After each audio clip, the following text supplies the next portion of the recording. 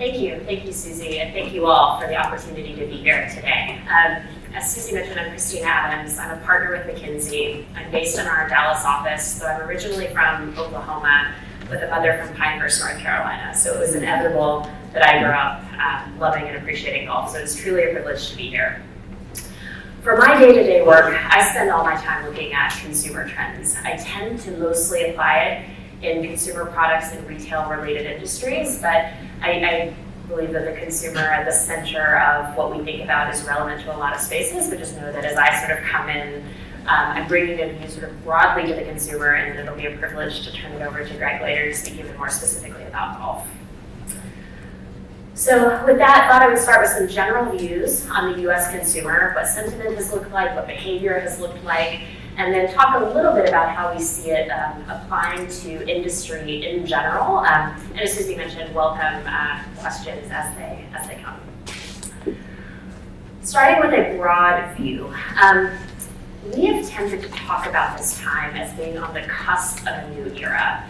And part of that is that it is an interesting set of variables that we are facing right now that doesn't look like anything in recent history. Inflation is higher in a sustained way than it's been since the 1980s. We don't see any view of the Fed cutting interest rates soon, but unemployment is very low.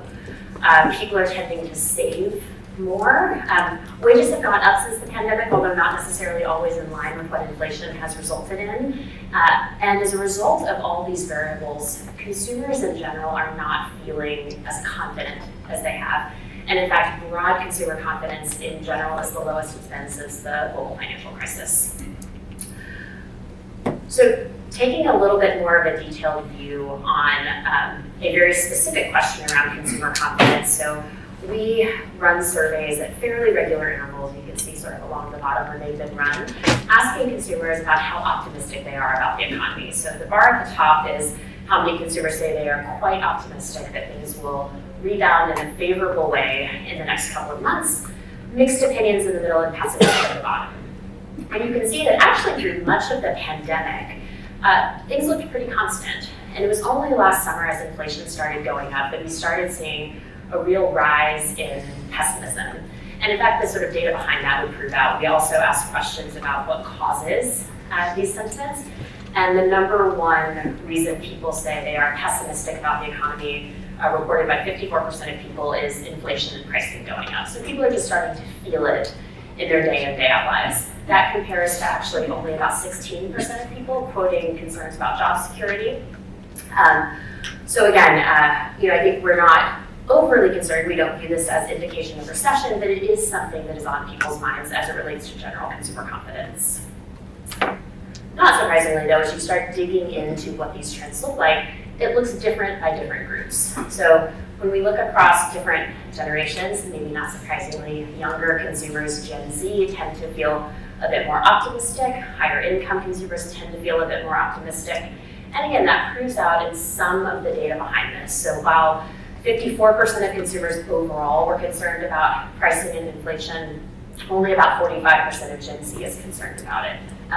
I'll also note that when you look at what's driving optimism, about 30% of people are saying that feeling like there is stabilization in inflation is actually causing them to become more optimistic. So just in recent months, as things kind of got past that worst blip at the end of 2022, people are starting to view that as a positive sign.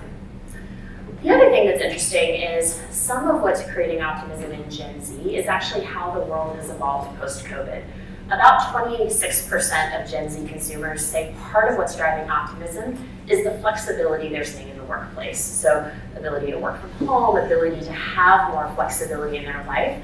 And they feel like that's actually becoming more sustainable and creating a general sense of, I can do work the way I want to do work, and that overall, in spite of some of the broader trends, is creating some embedded underlying optimism. And then just a last page. So this is pure credit card spend. So when you look in the US, how much is being spent by credit cards, what you're seeing is graphed the change versus the same period a year ago. So everything that's above the zero line would indicate that things were up. And then when it drops below the zero line, actually down versus the same period a year ago. So, it's stark that we are just at the beginning of the first period, really in the last 3 years, where credit card spend has been down. You'll notice there is a little blip at the beginning of 2022. It actually kind of smooths out, and what associated with was the anniversary of the Omicron variant of COVID, where a lot of people were in that sort of prior year ago period, so coming back there was a little bit of a blip. But overall, spending has been steadying out and going down. So what does that mean? It means that as we talk to companies and as we visit with people about consumer trends, understanding the sort of decomposition of trends and the specific variables behind it is becoming more important than ever. There was a lot of just inherent growth through late 2021 and 2022 that's now becoming harder to find. That's sort of the bad news. The good news that goes with that, though, is that companies and organizations that are able to capitalize on these specific trends are really seeing opportunities to grow. And for us, we think about this as manifesting that for the stretch of the last few years, the world was able to get away with living in a land of wars. So as long as you had some insight that was relevant, this or that, you could grow. Now we're seeing companies need to move more into the world of and. So understanding how to address all consumer needs and live in this world of understanding that people want everything, and that's when they will choose to invest. So I'm going to spend a little bit of time talking through each of 3 and trends that we're seeing. The first being people are trading down, but they're also selectively splurging. So how do companies and organizations think about living at that intersection? The second being there are some real benefits of scale that organizations have, but also personalized interactions. So companies are wanting big, trusted, recognized things, whether that's in hospitality, travel, or retailers are shopping at our products they're purchasing, but they also want to feel like it's personalized to them. So how to live at that intersection. And then finally, this desire for wellness, but also experience. So again, that tension between those two and how consumers are having their expectations evolve. Starting with this idea of trading down and splurging. Broadly, and this is actually a global number on the left, I'll get to a US specific number shortly, 2 in 3 consumers have indicated that in the last year they've made some decisions to trade down purchases. However, 60% of particularly Gen Z and millennial consumers are also saying they're splurging more than they have in the last 2 years. So how do we think about that tension between things? So this is US specific data for June, July, so the most recent time period. 80% of consumers in the US said they have made some decision to trade down. You can see on the right that varies a little bit by age and by income level, with particularly Gen Z being willing to trade down a bit more, boomers being a little bit more set in some purchase decisions, but all being up versus how much they were doing this a year ago. And similarly, you're seeing low-income consumers trade down a bit more. But one of the things I think is interesting here is trade down doesn't just mean purchasing, for example, again, living in a world of consumer products. It doesn't just mean I used to buy a branded product and I now buy a private label product. And in fact, that's only about 25% of how people think about trade down. The number one way people think about trade down in about 50% of situations is actually that they are buying smaller amounts of the same thing. So again, in the consumer product world, maybe I used to buy a large container of ground coffee, and now I'm buying a smaller container. So it's being able to get to a lower dollar ring while still maintaining the same product. They may have to buy it more frequently, or they may actually delay purchases, which is another way you see trade down happening. And then actually for about 30% of situations, you see consumers changing where they're buying products or where they're engaging with products. So they're seeking the same product or service, but they're doing it in a less expensive venue. So again, people are choosing to make some careful decisions like that, but only in some places. So again, some data on the page here, but this is looking at the difference between goods and services. And in this case, services are defined as things that have an immediate consumption opportunity. So a restaurant meal would be considered a service. Similarly, any beauty care service, travel, anything like that would be considered a service. And so what you're seeing here is a graph where the dotted blue line indicates what the historic trend from the last 10 years had been in these areas. So already service spending tended to be at a steeper increase than goods. However, and not unsurprisingly, services took a bigger hit during COVID. So things were closed, people couldn't go to restaurants, they couldn't get services in person. Some of those purchases were replaced by goods, so people were buying food to eat at home instead of restaurant purchases. But importantly, services have come roaring back. So people are looking not just to make up for lost time in services purchases, but they are also looking to augment more things and have more experiential opportunities as they think about that. So a few quotes we have on that. People are talking about wanting to travel more, wanting to get more out of home, going to restaurants. This sort of foreshadows a little bit of the importance of personalization that we hear, because again, it's important to understand what particular things individuals consider splurging, but we are seeing that. Here's some of the data around it. So again, this is real credit card spend. This is looking at the front half of 2023 as compared to a year ago, and how much spend has changed. You see higher income individuals in the white bars and all individuals in the blue bars. So similar trends. And I think important to note here, places where we're seeing people increase their spend are these idea of services and experiences. So people are splurging and investing in travel, not surprisingly, right? Still coming out of COVID. Fitness, so working out, this comes into this idea of health and wellness. Out-of-home entertainment, that's actually the area where a lot of your services would fall in this idea of out-of-home entertainment, which is a bit of a broad bucket. Restaurants, these are the areas where people are investing more. I will note, though, that when you look at this, so right again, that graph was showing that credit card spending is coming down.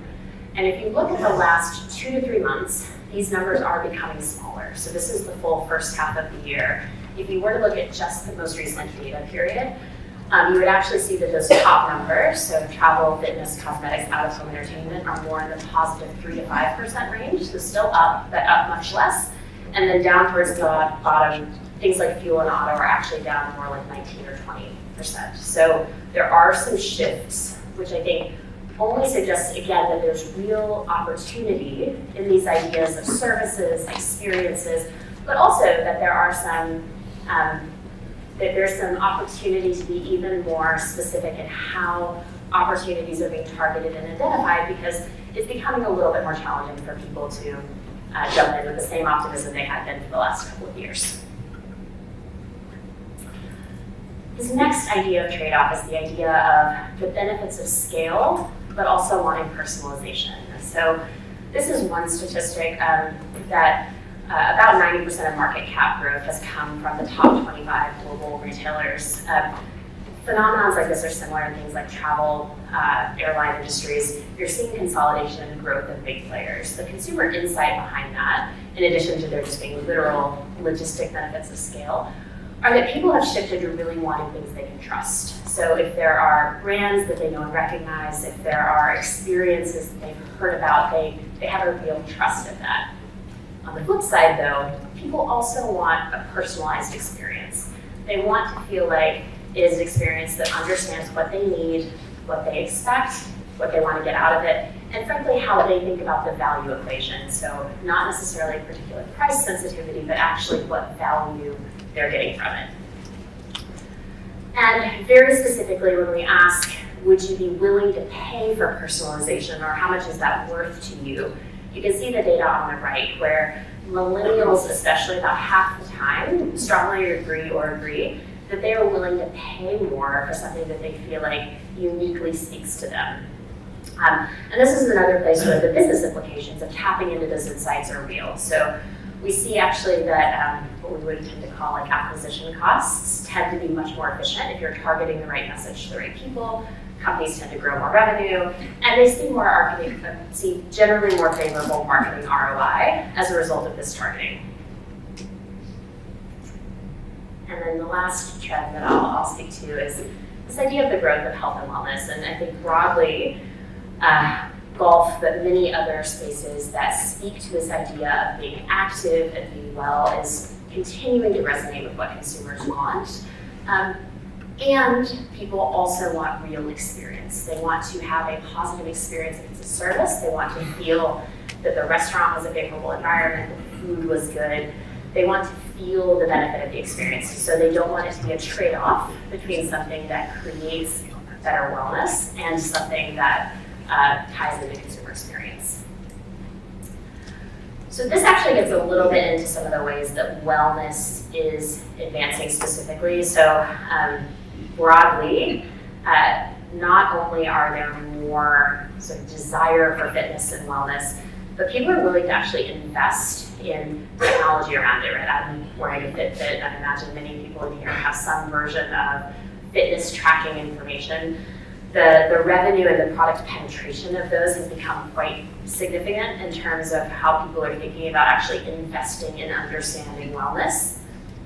And how people define wellness is also becoming broader. So this is looking at millennials versus overall consumers, but not surprisingly, there's a prioritization, but there's also an expectation of even more prioritization in the future of not just health, nutrition, and fitness, which I think have long been part of the definition of wellness, but also things like better sleep, sort of more mindfulness or sort of mental wellness. You think about growth of apps like Headspace and otherwise, and so people are really thinking about a holistic definition of what wellness means to them. And so, taking a moment actually to speak to what are some of the implications that has as we talk to companies that are broadly thinking about consumer trends. First, experience matters. People want things that feel personalized to them, and they want things that are, as they're splurging, things that are in the moment. So travel, entertainment, meals, they're looking for experiences, and they're actually tending to delay purchases of goods. So how can companies be thinking about that broadly? Second is a real understanding of value, and I use the term value here deliberately versus price because it's actually not often that we see consumers being exceptionally, there is some trade-off, so there is some price sensitivity, but for the right value, people are willing to invest. And they're willing to invest in the product they want. They may think about how often they're buying it or how often they're enjoying the service or the experience, but a real understanding of what is valuable to people matters and is shaping things. Next is this idea of ecosystems, and there are a couple of parts of that. First is that, coming back to this idea of scale, people are more receptive to being a part of an ecosystem where they feel valued than they have been in a long time. And so whether that's part of a hotel franchise or an airline travel program or any other type of sort of loyalty system, that has resonated with people a lot now. But also people are willing to think about the ecosystem of things they can experience from a single source. So we're seeing a lot of companies diversify. I think there are good examples in retail of retail stores that now offer services in their physical footprint. Part of that is actually how they draw people into the physical store, but people are receptive to this idea of getting their hair cut in a beauty outlet location or getting sort of multiple things that make sense to them, but having this idea of ecosystems is a part of what they're doing. And then finally, how people are being talked to. Again, this idea of personalization matters to people, and they like, there's a lot of clutter out there that we all see every day in marketing and in media, and having this feeling that things are smartly being targeted to you has mattered a lot to people. So with that, I'll offer that was a brief preview.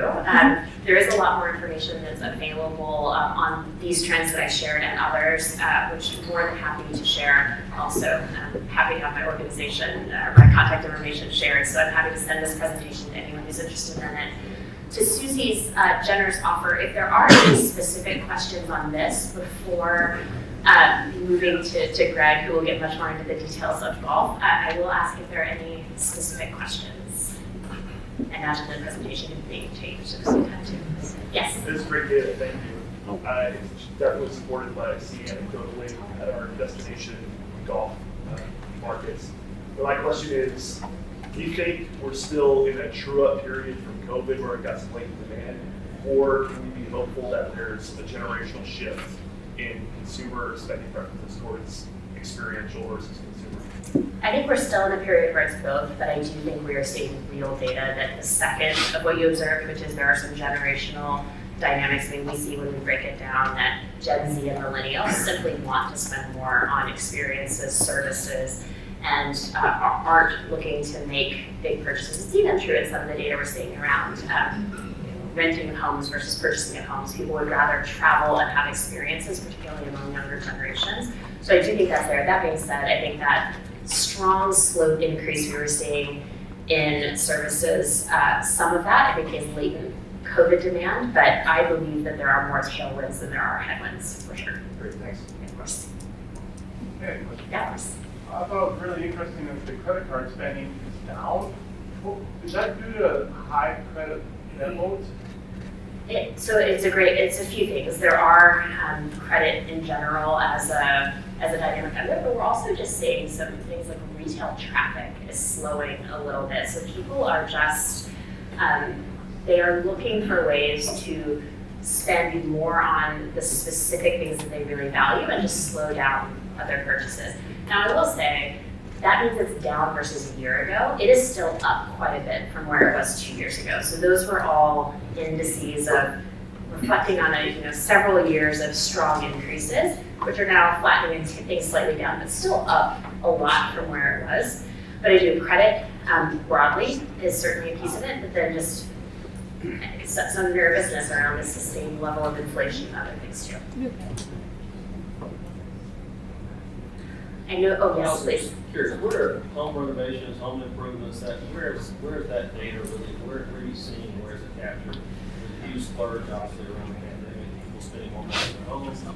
Okay, just curious. Yeah, it's a good question. I don't have the specific data on that on hand, but sort of observationally in the times I've looked at it, as you absolutely called out, there's a huge splurge. It is slowing, but still people are tending to spend more on upgrades than they are on entirely new home purchases or new home builds. There's certainly areas, like in Dallas, there's a lot of new home builds happening there. So there are areas of hotspots, but it is a slowing space, but not still above what it was pre-pandemic.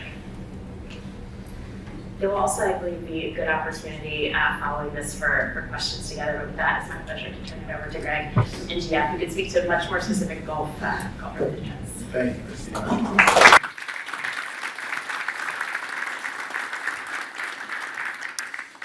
Who's ready for 80 slides of data? No, I'm just kidding. The first thing I want to say is I am a huge Jay Caron fan. I'm especially a huge Jay Caron fan because he invited me to come to be at my first MCOR. See so many great friends and new friends here and have the chance to talk to you this morning. So thank you, Jay. Thank you, Jim Hinckley. Thank you, David Pillsbury. I don't like to take for granted that anyone knows what the hell the NGF does. So the first thing I would just say is we are best known as the independent and objective reporter on the vital science of golf and the golf business. And so that's what I'm here to talk to you about, even though I might prefer to be here with all of you talking about the hole-in-one I made on a par 4 in December. And Jay teased the story about his first day at the NGCOA, so I had to throw something out there. But we're gonna dive right in. I'm gonna cover some updates on rounds, on golfers, on the growth segments. Talk about off-course quite a bit. That's a very popular subject these days. I'm gonna get into the golf course side, supply metrics, openings, closures, equilibrium, facility health, and even a little bit that's very specific to the MCO category. And then the question that everybody asked, Brooks asked last night, the pandemic boom. What's going on? What's going to happen next? Is it sustainable?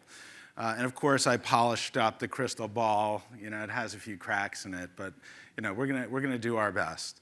And I'm going to talk a little bit about the change in the perception of golf, which has a lot to do with our business and the implications of it.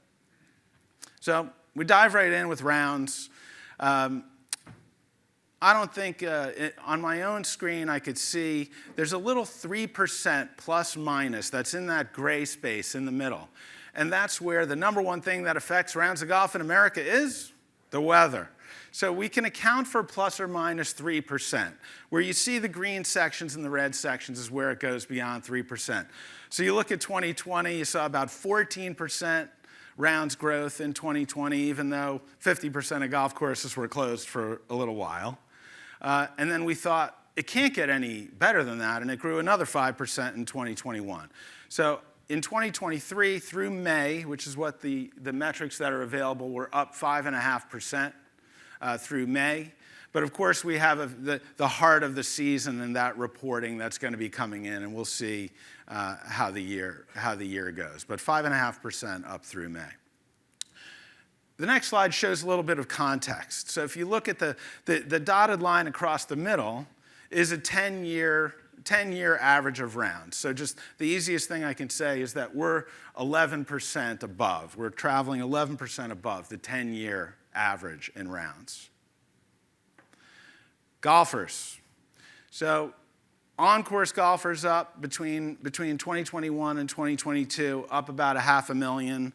We added 1 million over the past 3 years, up 8% the past 5 years. Now, understanding how strong that our business is right now, it's easy to look at that and be like, wait, that's it?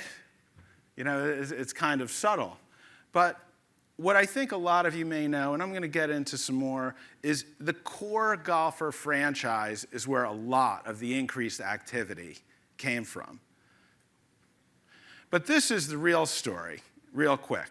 And I don't know, I've spoken about this, Dr. Bettis has spoken about it in speeches for many years. It may surprise the folks in this room to know that every year, and I'm talking if you think about the averages, every year, 5 million people play golf that did not play the year before. So I just showed you the number of green grass golfers, about 25.6 million in 2022. Every year, 5 million people play who did not play the year before. And that's split pretty evenly between never-evers, people who've never played before, and returning former golfers. So what you see on this is the churn. And the churn is why that little rise in the overall number of golfers is not a hockey stick. And I'll get into some of the reasons why this is the case. I know that many of the people in this room, who I like to say, you all represent golf's front door. In many ways, golf is a retail business. You know, you go to golf's front door and you consume its product. And I'm going to talk a little more about that product. So back to good news. So if you think about the core customer base of golf, it's really solid. The overall committed, if you have 25.6 million on-course golfers and about 18 million of them, they're not going anywhere. They're really solid. And I just showed you where the churn comes.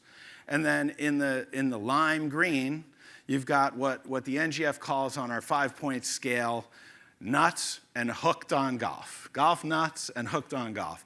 And that's had 4% growth while the overall is about 14%. So this is a terrific sign because this is what holds up our tent. Okay? And then there's the churn. And we'll talk more about, you know, all about growth and what makes it happen and what holds it back. The growth segments. So this represents the past 3 years. So a lot of areas where we would want to see that growth.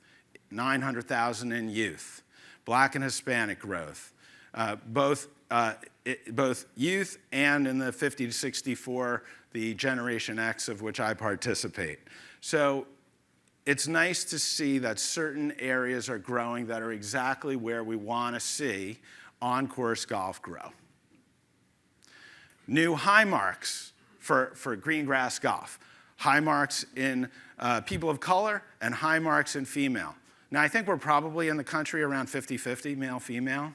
You know, I had to dig deep, you know, for that piece of data. Okay, so the fact that we're about 25%, up from 21%, look, this industry moves glacially. I don't think that's telling you anything that you don't know.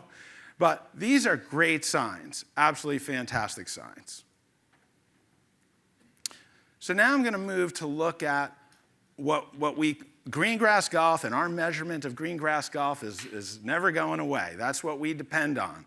But there's certain things about off course that I'm going to talk about, and everybody sees the trend there. So over 40 million people participate green grass golf and off course. And when the NGF talks about off course, it's three different things. And what they have in common is that it's hitting a real ball with a real club with a full swing. So mini golf doesn't count, video game golf doesn't count. Real ball, real club, full swing, over 40 million for the first time, up 40% the last 10 years. And the on-course piece is stable, and we'll talk more about the off-course piece starting right now. So in 2014, look at the left side, 5.4 million who did off-course only, did not play green grass, 5.4. 2022, 15.5 million. You know, there's a lot of discussion. I play pickleball. I can admit it. I love it. I love pickleball. People talk about how fast pickleball is growing. Off-course golf is up there with pickleball. Little side note, when you see the numbers on pickleball, by the way, there have been some really crazy numbers that have come out. Most of them are really wrong. Like, you'll see a number that's out there right now, and I'm not here to talk about pickleball, but just data. There's a number out there that says there's 45 million pickleball players. There's closer to 10 million. But if you tell anybody who's in the pickleball business, they'll go with the 45 million. There just aren't enough places. This is just, geeks geeking out, and I'm telling you, just pay attention to that when you see it. But we are sitting on this off-course golf piece that's growing at an amazing clip.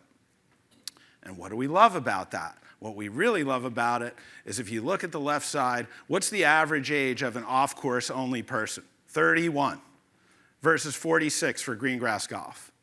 What's the female percentage? 41 versus 28. Non-Caucasian, 40% versus 22. And guess what? Here's some more good news. They're affluent. They're really just as affluent as the on-course golfers. For the first time in 2022, more people participated off-course than on-course for the first time. That's a pretty big deal, and it's going to continue to go in that direction as the proliferation of off-course continues to happen, and I'm going to show you a couple more things about that. So now getting into supply. Near and dear to your hearts, the golf course business. So this is a chart that those of you who've seen NGF speak, this is something you'd be familiar with. So the left side, the dark columns, that's the opening. That's a chart of openings of 18-hole equivalents in America, that left side. So if you look at around 2000, we're talking about 400 18-hole equivalent new golf courses opening in a single year. And then in 2006, that's the first year where we had a net decline, more closures than openings.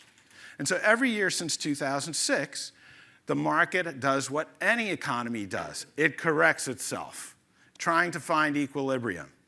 So what you can see on the right side, which is the net reduction in supply, you see 2019, you had it peak out. And now we're really grinding towards equilibrium right now. And I'm going to show you a couple of other slides that show that.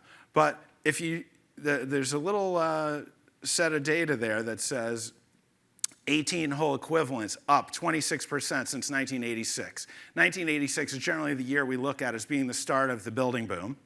So courses up, using 18-hole equivalents up 26%, golfers up 30%. We are having fewer and fewer closures. Our estimate for this year is we're probably going to have more openings than we've had in a long time, but it's going to be like 25. It's probably going to be, for the first time in a while, it'll be more than 20. But I think what you'll find is that the great majority of those openings are really high-end private and destination resort golf courses. And I expect that we had 105 18-hole equivalent closures last year. It'll be roughly that amount, maybe slightly less, slightly fewer this year. So here's another way that we look at equilibrium. The dotted line is indicative of where we were with the ratios of golfers per 18 holes and rounds per 18 holes in America. Dotted line between 1986 and 1990, the very beginning of the building boom, where were we relative to equilibrium? So you can see now on the right side how we're approaching those indices of golfers per 18 holes and rounds per 18 holes are approaching that same level as we were at the very beginning of the building boom. So when you think about the equilibrium, one of the numbers I use is in 1988, it was roughly 40,000 rounds on average per 18 holes in 1988. And so we're approaching that number again. And like I'm telling you guys anything you don't know about your full tee sheets and the number of rounds being played. So what does that mean? It means golf course owners and operators have had pricing power for the first time in a really long time, and that means when the NGF reaches out to golf course operators and says, please rate your course's financial health from 0 to 10, 10 being excellent. The easiest way to look at this is we've measured this 4 times. 2009, there's 4 columns, a 2009 column, 2016 column, 2020, and 2022. And just the easy way to look at this is look over at the right side, for example, at the privates. And you can see the rise in the number of courses that rate their financial health 8, 9, or 10.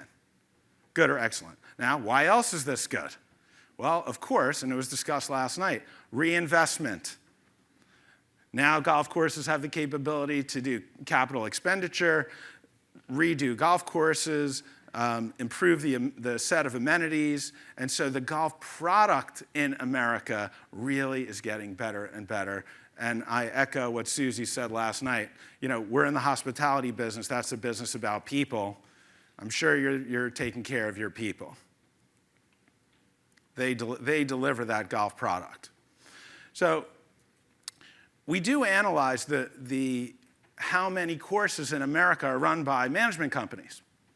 And so when I talk about this, in this particular definition, it's a management company, independent, that runs 2 courses or more, which is basically just our effort to try and eliminate those who run a single golf course. It might be a family business who creates a management company.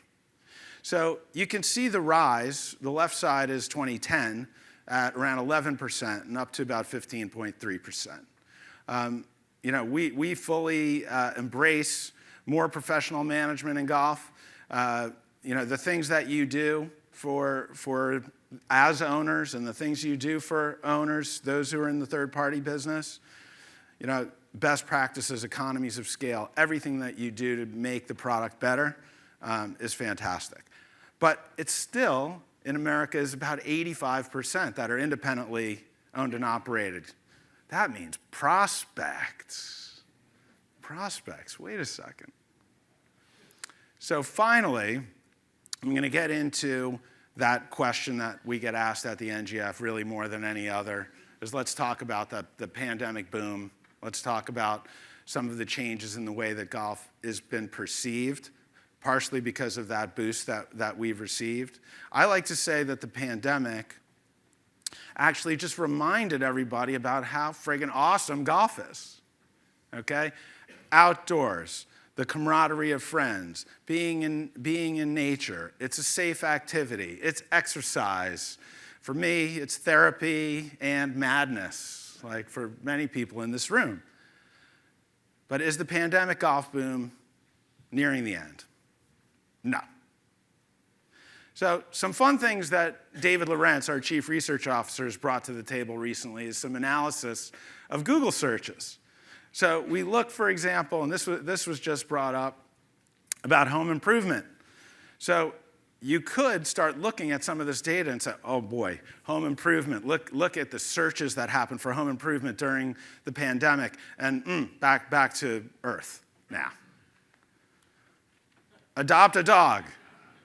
Okay? A lot of searches, back to earth. So you could look at that and be afraid for golf, but I think there's lots of reasons not to be, and I'm going to talk about two of them in particular. One of them is the changing brand of golf, and one of them is the impacts of off-course. So how about this? In 2006, 3 Topgolfs. In 2006, in 2022, around 80 Topgolfs, and another, I'm going to say 500, 600, 700 other simulator-related businesses. By the way, our off-course, I don't think I said previously, when we talk about off-course participation, yes, it's real ball, real club, full swing, but it's traditional driving range, it's golf entertainment, and it's simulator. Those are the 3 things that we measure: real ball, real club, full swing.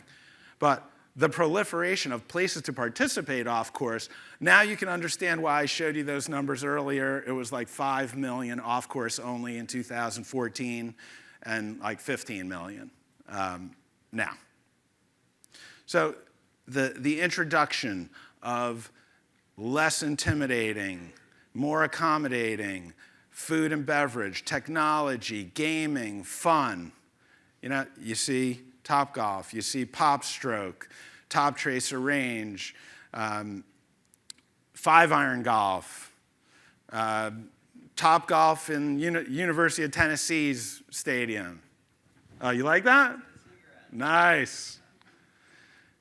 So what does that mean? So when you see here, on the right, the black line is the growth in Topgolf locations. The white line is the highest level of measured latent demand, which for us, translation is people who do not currently play green grass golf, who give the #1 answer of their level of interest in playing golf on a golf course. Very interested. It's 21 million people. We have a lot of prospects for this game to grow. And I showed you earlier the stocks and flows, the 5 million in and the 5 million out. We have no shortage of prospects. We have no problem with the top of the funnel. Those with off-course experience, 5 to 6 times as interested in green grass. So this is that latent demand group who do not currently play green grass golf. 22% of those who've done one of those 3 off-course activities are interested in green grass golf at that very interested level, the highest level, versus the group of all non-golfers at 4%. So if anybody wants to argue whether off-course golf is good for the green grass game, I'm ready. I'm ready. More green grass newbies entering with off-course experience. Almost 2/3 of people who are now playing golf on a golf course as newbies have that off-course experience. Oh boy. All right, since we just skipped that, I'm going to go back. You're going to see and watch the woman in the lower right. Probably have to go back one more.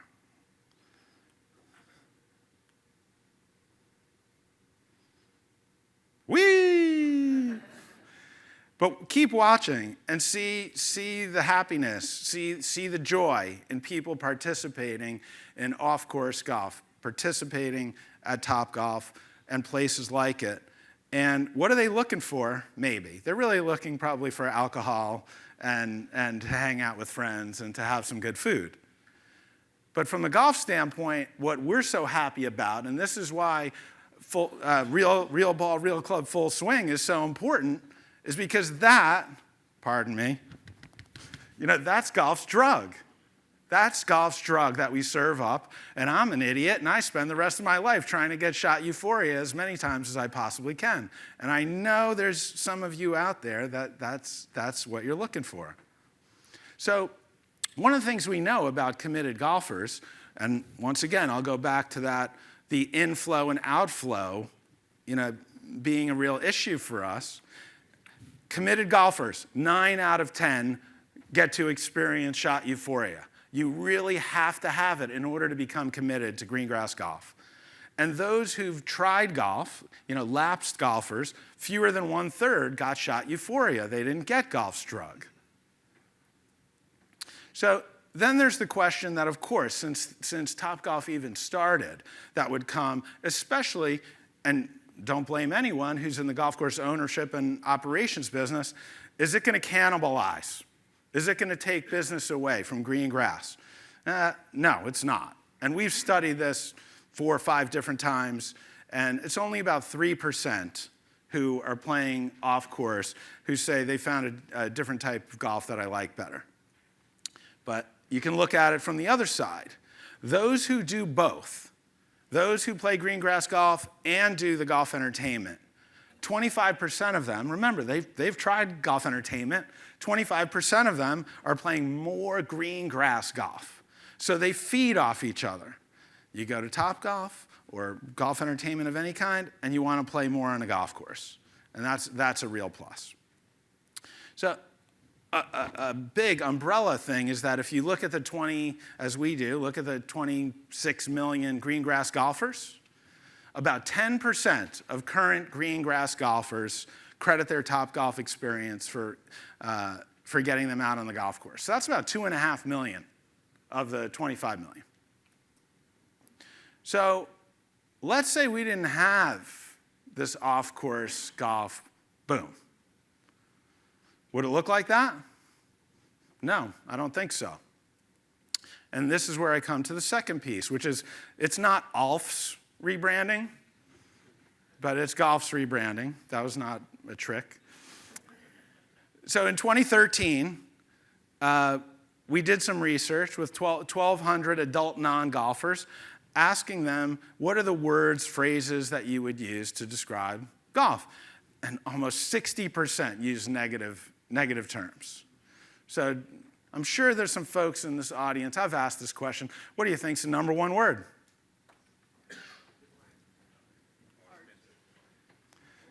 Boring. 1 out of 3. 1 out of 3. This is in 2013. So it's boring. Oh, Monty. Come on, Monty. Golf voted the world's most boring sport. Now, this was a while ago, during that period of time where boring was the number one word. But the world is changing. Christina talked about it. The folks in America desirous of experiences and how much they're spending there and how much emphasis they put on experiences. And this is a McKinsey chart in terms of, this is a chart of annual percentage consumption growth for 3 years. And you can see where experience-related services is outpacing some other things. So then you have FOMO, another factor of the social media environment we live in and people posting and the experiences that they're having. And you don't see FOMO sort of going down anytime soon. But let's talk about this search. You might be in another city, you might be in your home city, and you search for fun events near me. So here's an example of what might come up. This is a Groupon poll, but it's all people having a great time, right? Well, if you get to like the 13th or 14th web page, after you do that search, you get to golf as being fun things to do near me. And that's what it looks like. Now, it doesn't always look like this. We might be improving a little bit, but you've all seen this in terms of how we're selling the game. And Christina and I are telling you about the experience is what drives a lot of this consumption activity, and we're showing that, or maybe there's a billboard that looks like that. I hope nobody in here owns or operates that golf course. I'd really be embarrassed. So then let's talk about social and the introduction of Facebook in 2004, Instagram 2010, Snapchat 2011, and what is undeniable is that social media has sucked up hours. And it is especially sucking up hours of the 18 to 34s in terms of what's important to the golf business. But it's every form of recreation generally suffers from those hours being removed from what people can do.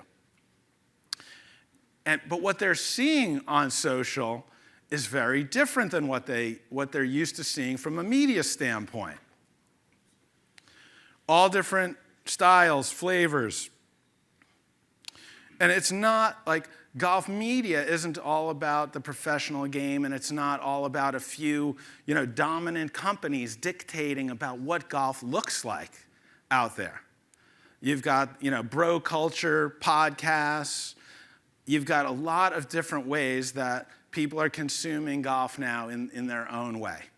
And, is this what you see at Cypress down the street? No. Is this what you see at Seminole? No, and it doesn't have to be. Golf should have a variety of different products that cater to different needs. Otherwise, if we opened 100 restaurants near our office in Jupiter, if they were all Chinese restaurants, they wouldn't do well. And I love Chinese food, but no, we can't support the 100 restaurants that are the same. So in September of 2022, I showed you, I think it was 2014, look at the reduction in the negative connotations of the words used to describe golf, and look at the rise in the positive side. Now, clearly, when you look at this, it's still 37%, said negative things about golf. But I said this earlier, golf moves glacially. And if you think about the perception of people of golf, that's a real challenge, but it's changing. So this is one of the most amazing things that we've seen recently. So in terms of the groups that think golf is getting cool, the older people on the right, the 65 plus, the lowest number and the highest number of people starting to think golf is cool is the younger people. Sounds like something we want, right? Isn't that great? Somehow golf got cool, and we're here. So a little bit more on the effect of social. So similar, that piece of work where we go and we ask people to describe golf. The non-golfers who are not engaged with social media, boring, still way up there. But if you are a non-golfer, but you're engaged in social media, and I think both Susie and Alan talked about this last night, is if you are engaged in social media, even if you're a non-golfer, look at the words that come up on the right side. That doesn't sound like, the way things used to be. So golf as a brand is evolving and changing, and social is having a huge impact on that. But here's where the rub is. And this is one of the more important things that we could have a discussion about in this room, is that golf as a brand, I've just showed you a lot of evidence about how it's more popular, the brand is more fashionable, it's more diverse, it's more approachable. But when we ask people about the golf experience, it really hasn't changed enough in terms of their perception of it. So they look at all this great stuff and how much fun people are having, and then they take that big step and they go from the couch to the course because they went to Topgolf, and now they're like, oh, I think I can go and try this game on green grass. And they go, and the folks in this room are the absolute best in the world at delivering the golf product. But as I said, you're 15%. So people see all kinds of different things after they looked at social media and what they saw about golf. And it's a little bit of a different experience, which we said people are looking for experience. And one of the great examples is the El Segundo property, where you've got Topgolf right next to Greengrass Golf. And you would think that would be an easy move. And we conducted research at this property, and it was not an easy move at all. In fact, in other presentations, and I should have brought this for you, we actually show, you see the fence line with the post that divides the two properties? In other presentations, we'll show a scene from Jurassic Park, where the guy goes up and he starts, frying on the fence. And that is, unfortunately, a little bit more truth than we would like to believe. But as I said, golf has all different kinds of product. Every place does not need to change to be the kind of place that, the new generation is looking for. Different products out there serve different needs. It's no different than any other business. So I'll finish by saying the new generation, they believe that the game should come to them. And a really cool thing that we read from people was, look, I'm wearing green shoes. There's a lot of people wearing all kinds of crazy stuff out there. And their mentality and the things that they like and the things they want to do, I want to be me wherever I go. And that can be a really tough thing in the golf course environment. And it's an interesting balance. And I'm not saying that everybody needs to change what they do, but there's room for innovation. If you see the growth that happens in off course, it's because it's less intimidating. It's more approachable. It's more about fun. And so these are the final takeaways of the presentation. The pandemic dividend is still here, and really look at the last one, which is, there is still great opportunity for us in making golf more approachable, less intimidating by evolving the on-course experience. So thank you so much.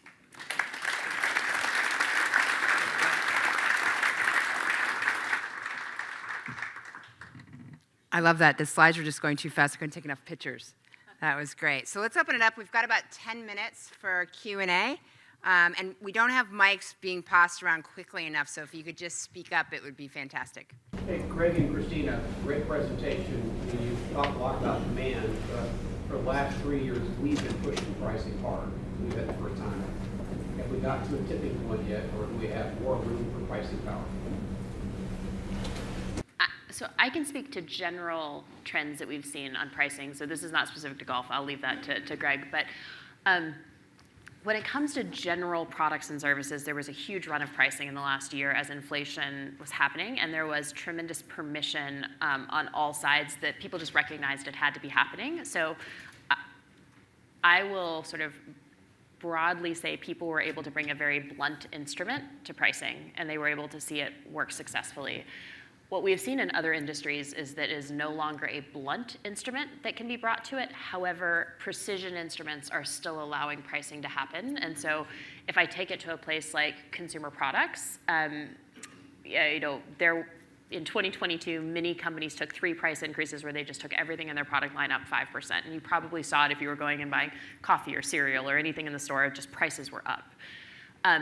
That is no longer working. Consumers are not accepting it, and sort of retailers are not accepting it. However, there are places where the value is there, and pricing is still possible there. So the most premium offerings that offer the benefits that people feel like are uniquely personalized to them, you can absolutely still price for.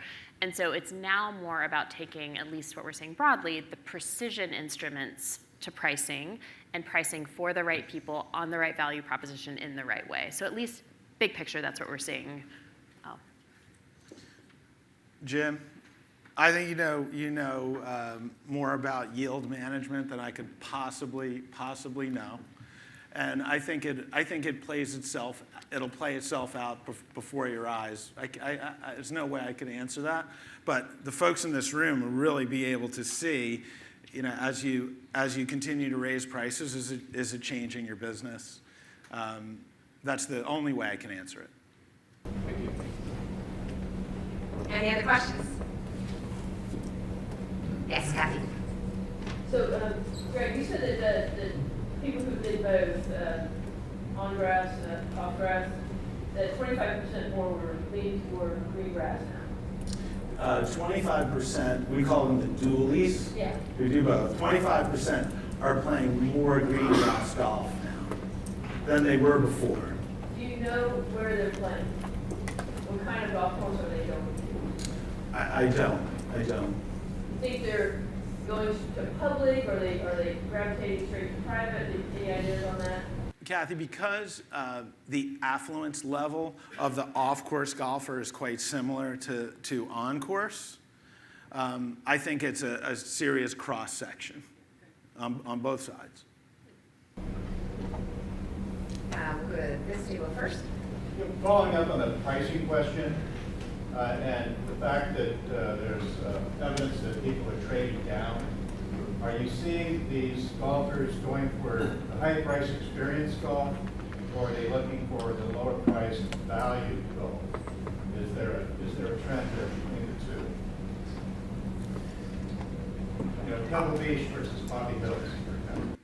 You know, I have no data or evidence to say that that's necessarily happening, but because what Christina is showing is a macro trend, I would say it has to be affecting the golf community at least a little bit.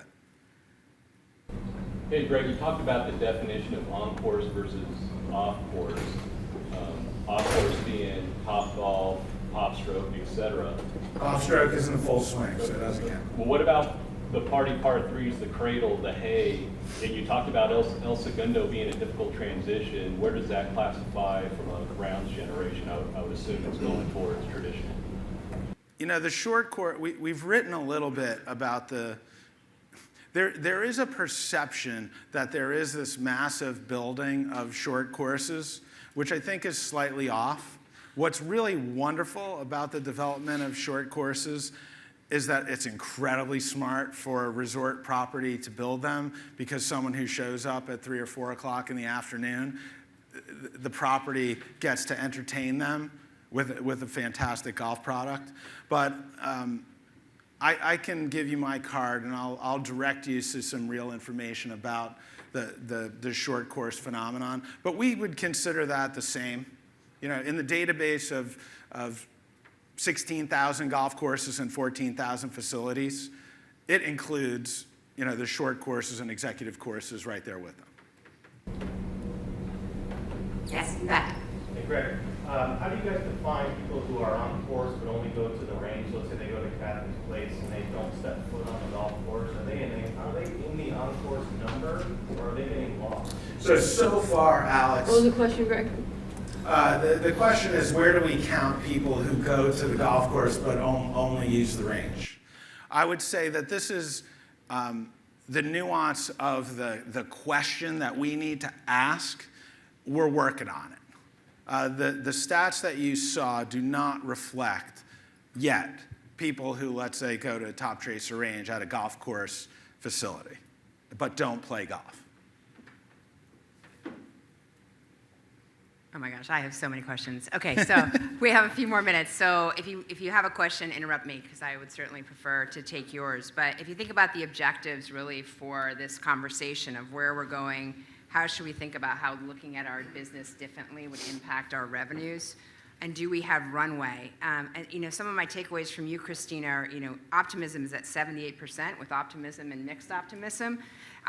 So, I mean, we've got huge runway, I think, in that particular instance. I think to Gen Zs, being flexible from home, they're going to play more rounds of golf, as you shared with us. Experiences for all of us has always been critical, offering those experiences, making that invitation, making sure we have the marketing that supports those experiences.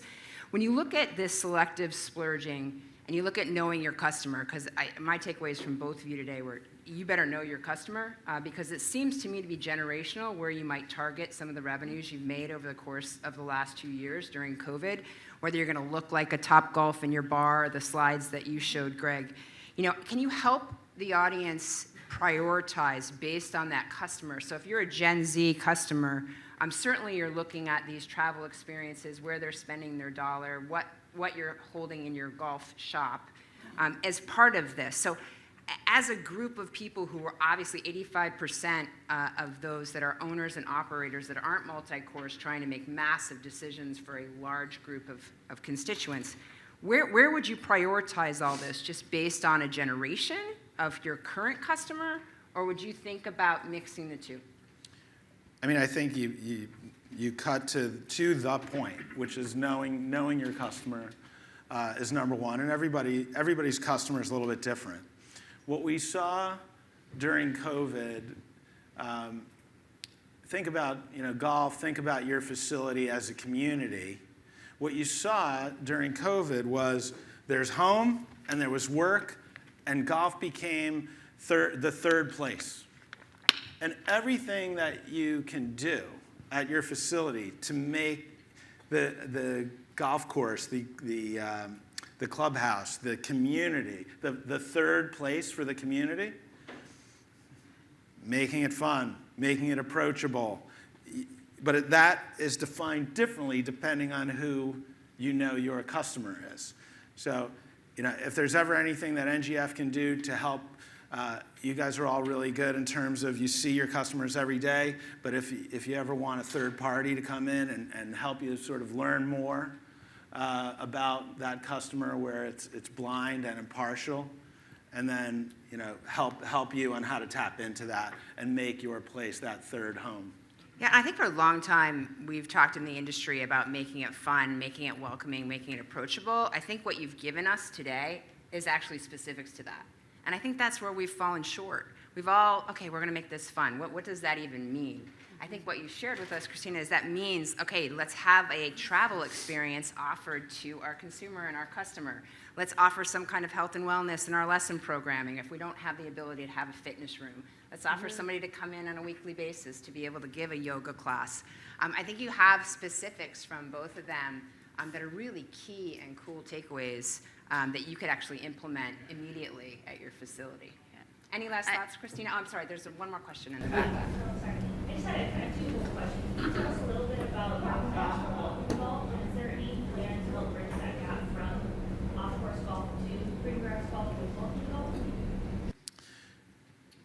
Thank you for the question, Ashley. So, yeah, I'm sorry. Can you stand up and just repeat it a little louder? I think some of the room couldn't hear your question. I'll do it for you. Ashley asked about Welcome to Golf, which is I'll call it the NGF's mission-related work, which we used to spend a lot of time and energy pre-2000 in, I hate the term grow the game. Let's call it create new golfers. Okay? What do the NGF do to create new golfers? And just before the year 2000, when this thing that a lot of people in this room know about, Golf 2020, was created with really audacious goals, the NGF basically said, okay, we're 26 employees in Jupiter, Florida. We can't really impact the country by doing programming. So we went to Tim Fincham, essentially, and said, look, there's something happening where the growth of golf courses is way outpacing golfers, and there needs to be something to do that. Well, what we all learned is that campaigns, sort of top-down marketing of golf, doesn't work, okay? It's what you do at golf's front door, at the ground level, that can create golfers. So that's the first thing, just philosophically. So the NGF, you'll be hearing more about a program that we're working on called Welcome to Golf. And what I'll tell you about that is if you go online right now, pretend that you're someone who wants to take up the game. And you put in, want to start at golf, want to be a golfer. There will be 20 million hits. And most of those hits will be, well, grip, and stance, and posture, and it's all instruction-based content.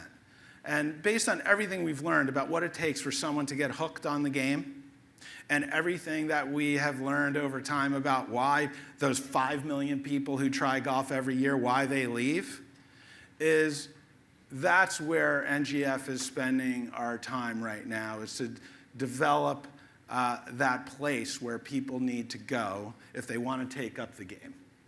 And I can't say much more about it, but that's really what it is. All right, one final thank you for Greg and Christina.